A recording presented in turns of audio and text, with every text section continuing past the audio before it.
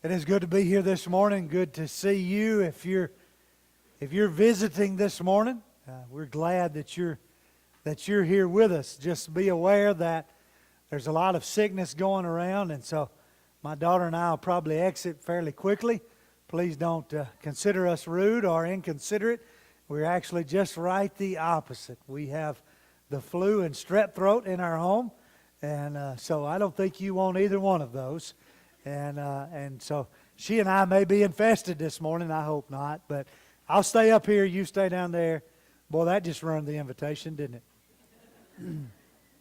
Ain't nobody coming now, right? If I see you coming, I'll walk over that way. How about that? We are glad you're here this morning. Certainly a wonderful blessing in light of the winter time that has us decided to arrive here in March. We thank God for all of it, and we'll take what He gives us, right? We've been studying about suffering.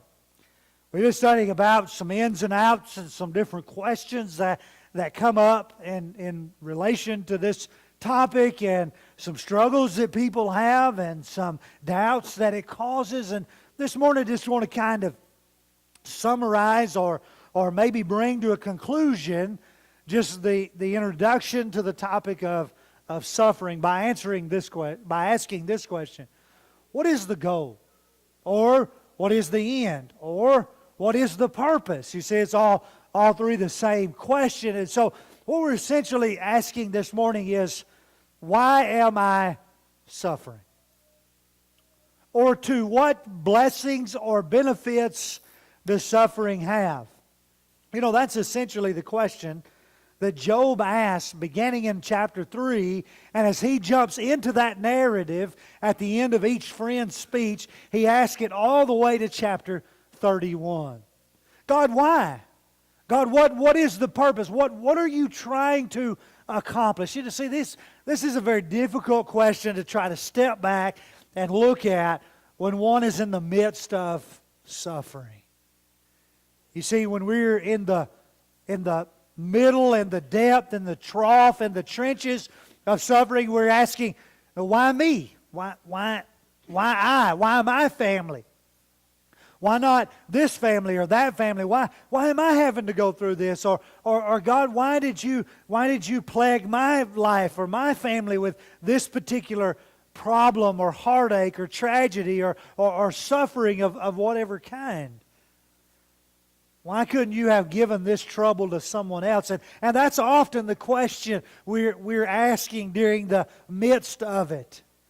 Well, what a blessing it would be for us to back out and say, God, what is your purpose? God, what is the goal what is the end? You see, there's this element of maturation. There's this element of perfection. There's this element of completion. It's so hard to see the end results in the middle of something.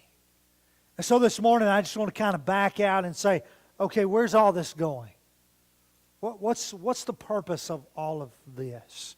When I go to the book of James, I start with you this morning in James chapter 5. Beginning in verse 7, the Bible says, "Be patient then, brethren, until the Lord's coming. See how a farmer waits for the land to yield its valuable crop, and how patient he is for the autumn and spring rains." See how patient he is? See how he waits? James uses an agricultural principle, and he says in verse 8, "You too be patient and stand firm, because the Lord's coming is near." What is the goal? What is the purpose? What is the end result? What is the desire? Like James says here, like a farmer. Farmer has to battle the weather.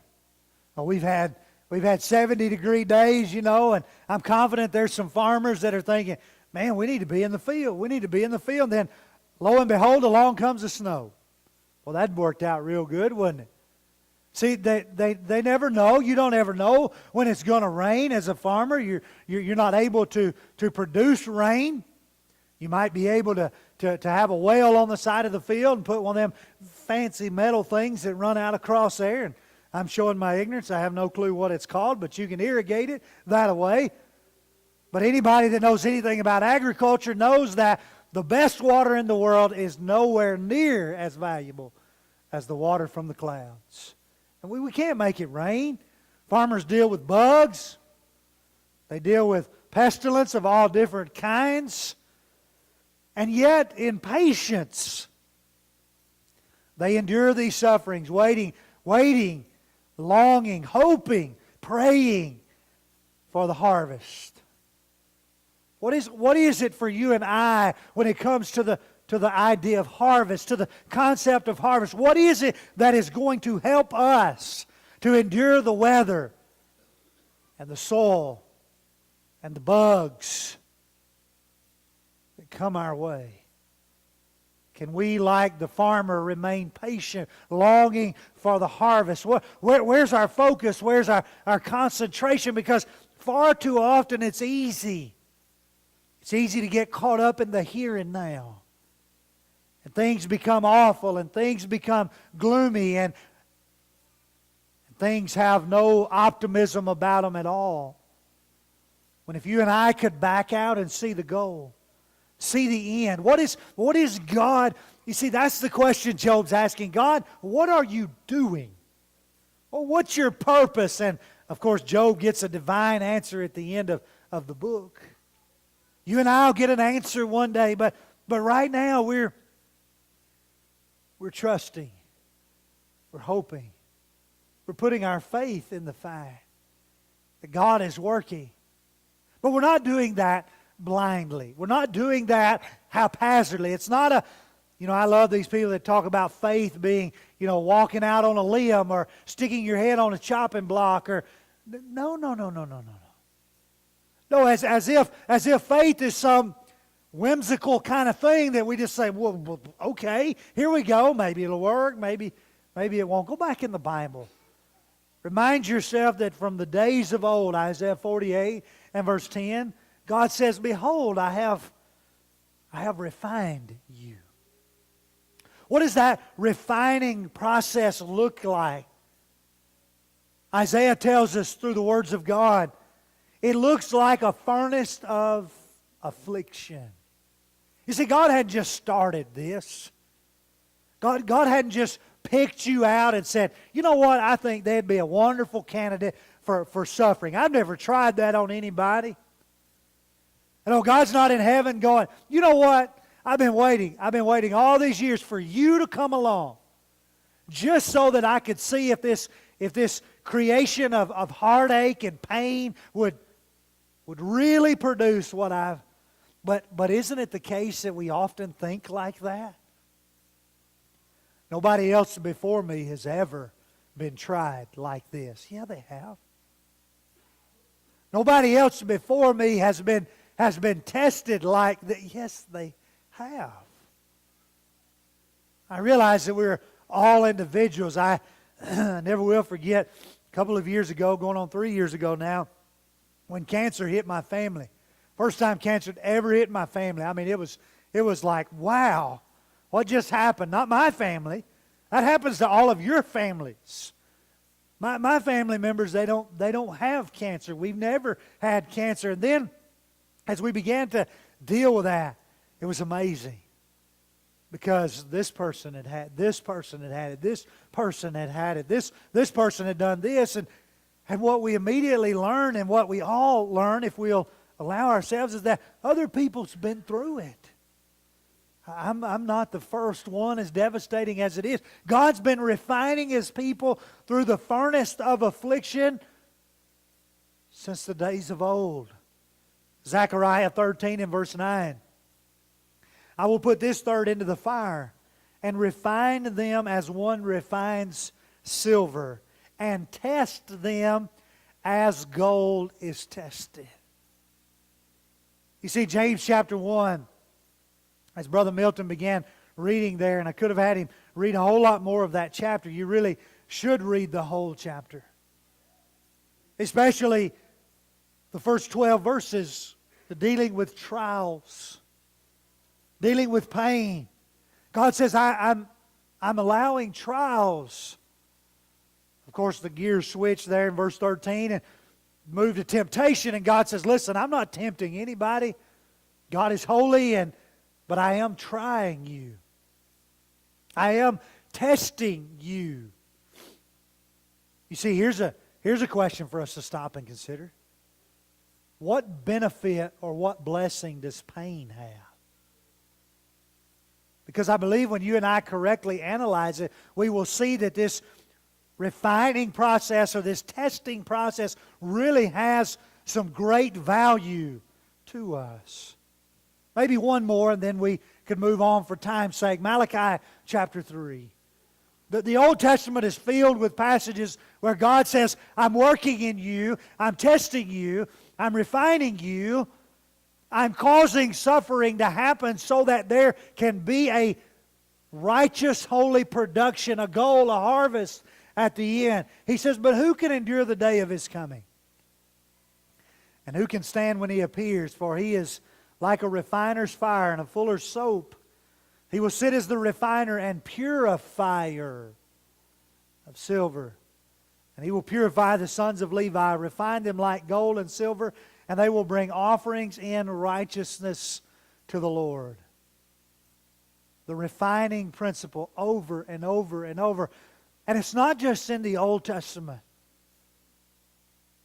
When you come over to the New Testament, in Romans chapter 5, not only so, but we also glory in our sufferings. You hear what Paul says in Romans 5 and verse 3? Why? Almost sounds like James chapter 1, beginning in verse 2 that Brother Milton read. We rejoice in our sufferings, or we glory in our sufferings, because we know that they produce perseverance. Perseverance, character. Character, hope. God, why are you doing this? God, what's the purpose in all of this? God, why couldn't you just make life a bunch of fun and games? And why can't life just be easy? And why can't everything be filled with a bed of roses? And why can't everything have a candle on top and a celebration of sorts? God, why do we have to hurt? Why do we have to struggle? Why does life have to be difficult? Why does life have to be unfair? Why does it have to be painful? The Bible makes it very clear God is refining us because He wants things like perseverance and character and hope to come out of our lives.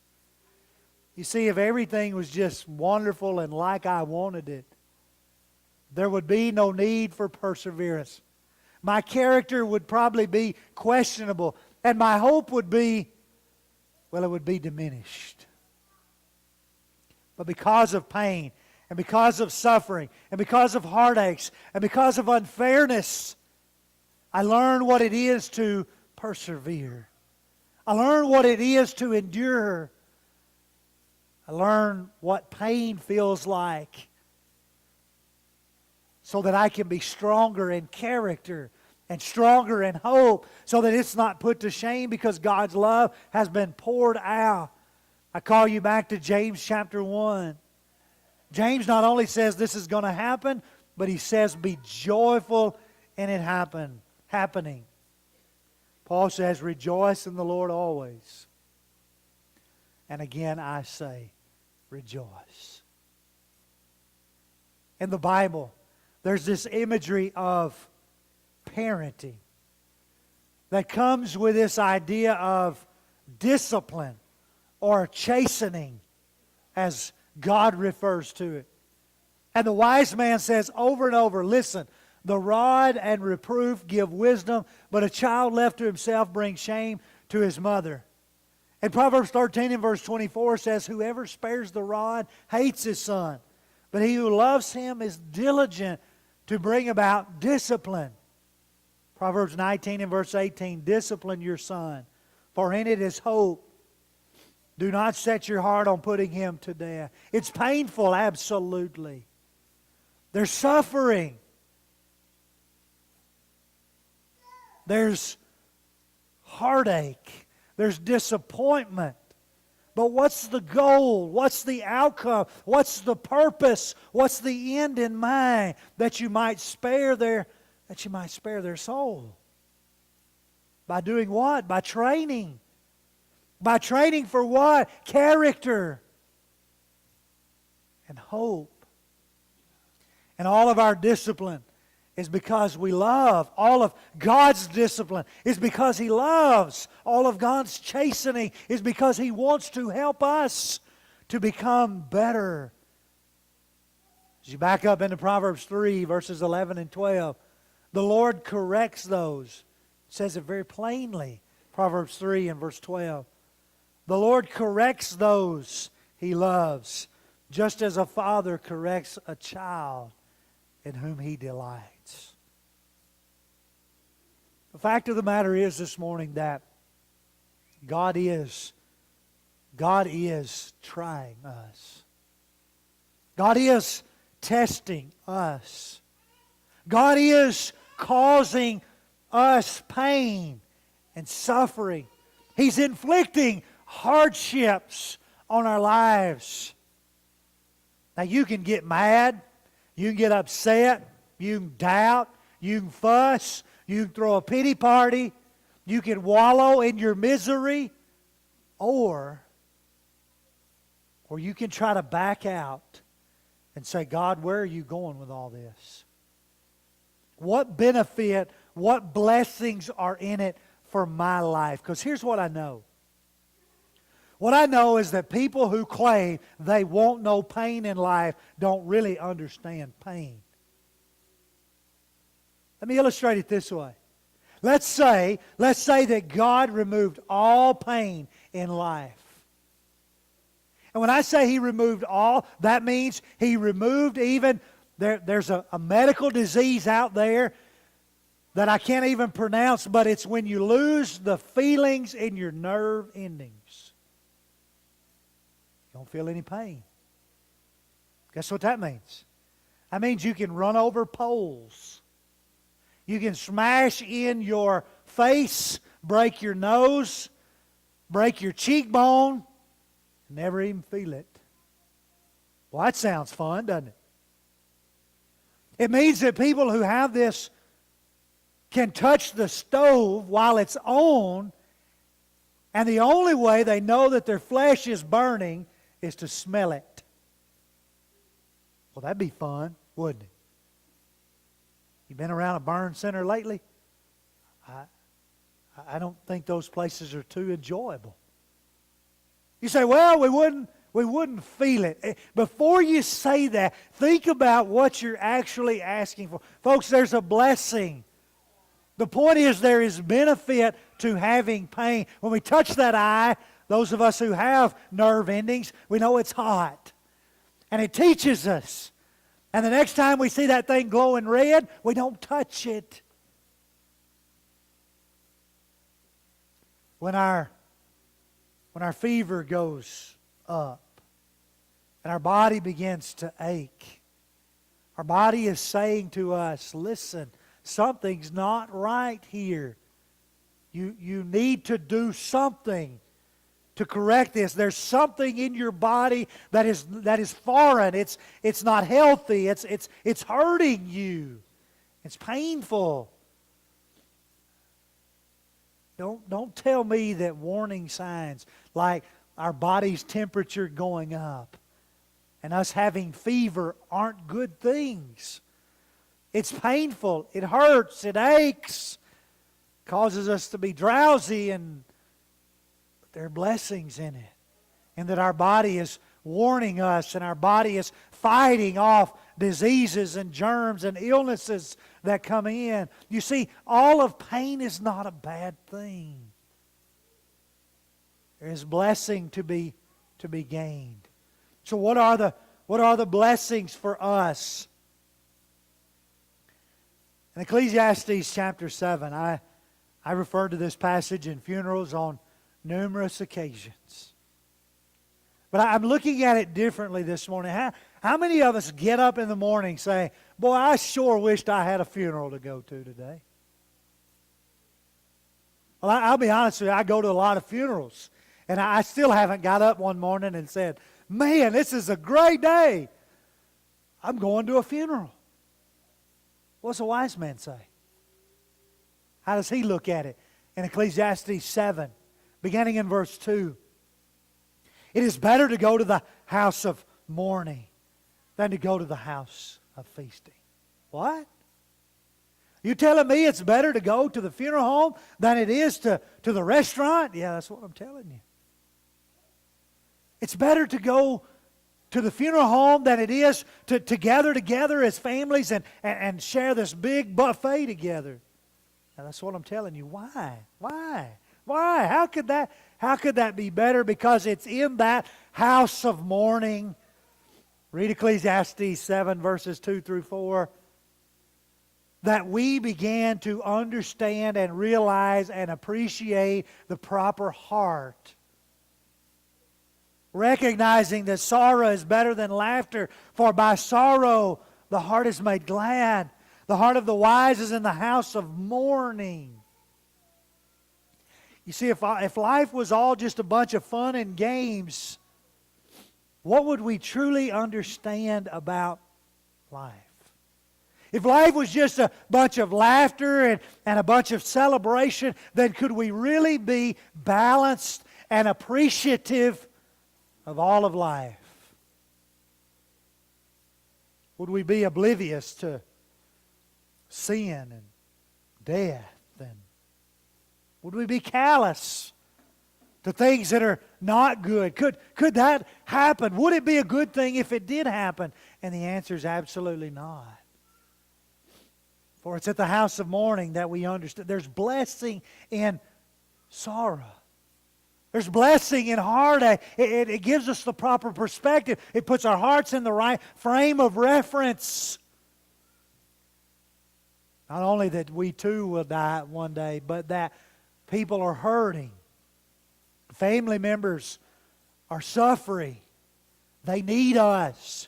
We need each other. Our time may come soon for our family to be in grief. There's benefits, there's blessings when it comes to pain in our lives. 2 Corinthians 12, verses 9 and 10. The Lord said to me, Paul says, my grace is sufficient for you. For my power is made perfect in weakness. Therefore, I will boast all the more gladly of my weaknesses, so that the power of Christ may rest upon me. For the sake of Christ, I am content with weakness, insults, hardships, persecutions, calamities. For when I am weak, then I am strong. We don't think about it like that, do we? Paul admits that there's blessings in pain. Pain brings me low. Pain causes me to recognize my weaknesses. Pain humbles me. Pain causes me to realize that I'm not above life, or I'm not bigger than life. Heartaches and sufferings cause me to recognize that my family's just like every other family. And we're all in this together. I am in a weakened state. And therefore I recognize where real strength comes from. My grace is sufficient for you. Paul says it like this in 2 Corinthians 4, verse 8. We're pressed on every side, but we still got room to move. Pressure's coming from all angles, but it's not so much pressure that we still can't move. When you and I analyze our pain properly, we feel like our pain is just ultimately crippling. And though it hurts, and though it's difficult, we still have an opportunity to move. Paul says, I'm pressed on all sides, but I can still move. I'm often in much trouble, but I never give up.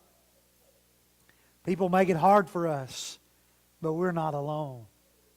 We're knocked down, but we're not destroyed. What is the end to suffering? Dave Miller, in his book on why people suffer, he talks about how certain companies back in the 60s and 70s would take their earth movers out to the desert. They would take their earth movers out to the desert because they wanted to show how their equipment, they just take them out there and they just leave them for days. Just setting out right in the middle of the desert, hot, dry, sun beating, breaking down. And then they'd bring people in and they'd fire them up and they'd move dirt. And they were moving some of the hardest, rockiest, roughest dirt in all of the country. They were out in the desert. They were trying to prove, listen, our machine, our equipment is tested. It's tried. It can withstand the hardships. You put it in some of the worst weather ever. You put it in some of the hardest earth ever, and it'll still do its job. I don't want to minimize you and I to machines or equipment, but I do want to parallel that to you and I in our lives. God is saying, listen, here's my servant Job. Satan, you think my servant Job only serves me because I put a hedge around him? There he is. Only thing you can't do is kill him. Try him. Tempt him. Test him. Cause him to suffer, to be in pain, to have heartache, to lose everything. And God says, what you'll see when you get done is equipment that can move at any temperature, in any culture, in any society, and it'll move dirt with the best of them. You just try my servant, Job. And so I'm asking you and I this morning, what's the jags in our lives? Where is it rough? Where is it rocky? Where is it rugged? What is it that God is trying to use to prove us? Will we remain faithful to the end? Will we, like Job in all of our ways, never sin with our lives in doubting, questioning, giving up, giving in, cursing God and dying? Will we endure the suffering in life? To remain true to God till the end. Maybe God's putting you to the test right now. Be glad He is. He's trying to create character. He's trying to renew hope. He's trying to strengthen perseverance. Be glad He is. When's the last time you looked at God and said, God, I'm glad you consider me faithful enough to try me, to test me, to give this suffering to my life. Instead of, God, why didn't you put that on the other family? God, what are you going to do in my family to make us stronger through this? Man, what a change of perspective. It's all about perspective, isn't it? You see, when God gets us to Judgment Day, He wants to say, here's my earth mover. Here's my earth mover. He or she stood the test of time in some of the worst temperatures and some of the hardest conditions. They proved themselves. Are you going to be one of those that God can say, here's my servant? If not, why not? Why not? What else could you do greater with your life?